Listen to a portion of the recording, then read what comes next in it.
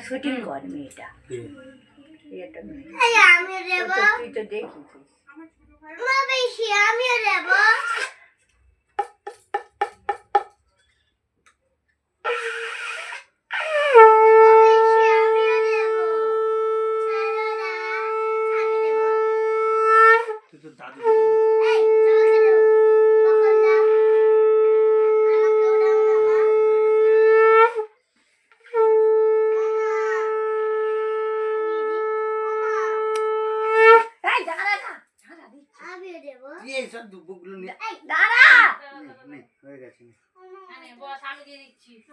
ভালো রেখো ঠান্ডা করো